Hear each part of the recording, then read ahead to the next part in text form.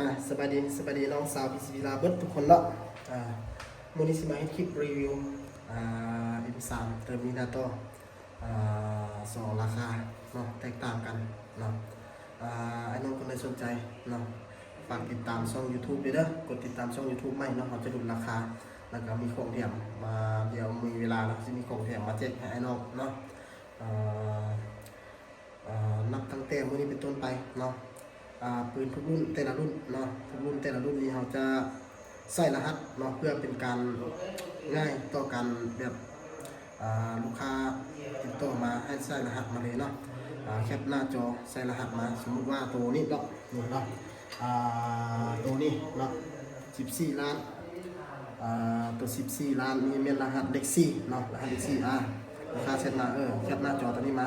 เนาะเราจะเข้าใจเลยว่าเป็นเทอร์มินาโต M3 ตัวนี้เนาะตัวนี้ราคาแม่น14 ล้านเนาะ14 ล้านทวนเด้อตัวนี้เด้อเราต่อไปเนาะต่อไปแม่นรหัสหมายเลข5เนาะหมายเลข5แม่น13 ล้าน 2 แสนเนาะเดี๋ยวเรามาเบิ่งแต่ละรุ่นว่ามันแตกต่างกันอยู่บนใดเนาะตัวนี้เนาะตัวนี้เป็นกล้อง Discovery เนาะกล้อง Discovery เนาะลำเป็นลำ XM8 นะลำเป็นลำ XM8 วาล์วเป็นวาล์วซิกเก็ตนะวาล์วซิกเก็ตวาล์วกระแกตอะไรเนาะแล้วก็ถังเป็นถังคาร์บอนเนาะตัวนี้เป็นชุดเฟรมบอดี้เนาะ2,500เด้อเป็นงานใส่งอนแท้เนาะเป็นงานใส่งอนแท้เนาะตัวนี้เนาะถังลมแม่น840 cc เนาะตัวนี้เนาะนี่นะบอดี้งามเนาะกล้องเป็นกล้อง Discovery 3/12 คูณ 4/12เนาะตัวนี้เนาะนี่เนาะตัวนี้เป็นดำงามเลยเนาะตัวนี้เนาะเป็นของไซงอนแท้เด้อประกันให้เก็บเสียงเม็ดเป็นเก็บเสียงเกมเต็กเด้อตัวนี้เด้อเก็บเสียงเกมเต็กเนาะนี่เนาะบอดี้ไปตัวที่2เลยเนาะตัวที่2ตัวที่2เนาะเบิ่งว่าราคามันแตกต่างกันอยู่บ่อนไหนเนาะย้อนอย่างเนาะทุกอย่างแม่นคล้ายๆกับตัวนั้นเลยเนาะคือกับตัวนั้นเลยเนาะต่างแต่ว่าถังเนาะตัวนี้เป็นถังอะลูเด้อตัวนี้เป็นถังอะลูกลมนเนาะทุกอย่างก็เป็นคล้ายๆคือกันกล้องกับเป็นกล้อง Discovery อะไรเนาะแล้วก็วาล์วก็ดิแกตคือกันทุกอย่างคือกันเก็บเสียงเก็บเต็กเนาะต่างแต่ว่าตัวนี้เป็นถังอลูมิเนียมเนาะในราคาที่เขาแจ้งไปนี้แม่นได้สูบพร้อมแล้วก็เป็นอะไรแล้วก็แถมลูกปืนให้กับนึงเนาะลำที่ไปนั้นเนาะเป็นลำ XM8 นะลำ XM8 ตัวนี้เขารับประกันกุ้มให้เนาะ450 เมตรของประมูลปิดได้เนาะแล้วก็เรื่องอายุการใช้งานเขารับประกันให้1 ปีเต็มเนาะกลุ่มอะไรสามารถเปลี่ยนได้เนาะลำสั้นลำยาวเขาได้ราคาเดียวกันหมดเด้อไอ้น้องมักยาวก็สร้างให้ประกอบลำยาวลำไปให้อันมักลำสั้นไปให้ประกอบลำสั้นตามนี้เนาะตามใจไอ้น้องเลยเนาะตามนี้ให้ไอ้น้องเอา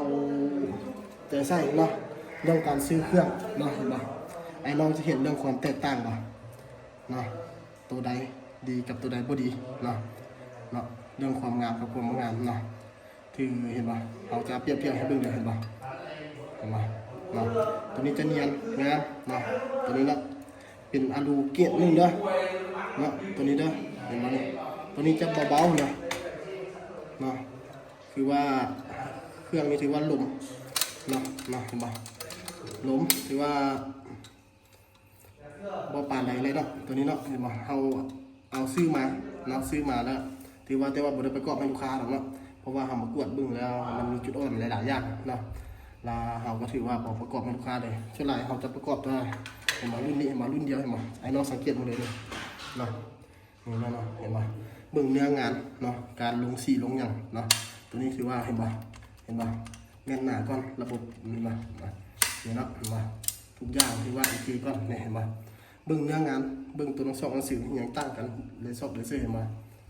ตรงนี้จะใส่ก่อนเนาะใส่ก่อนนี่เนาะเพราะว่าฉะนั้นไอ้น้อง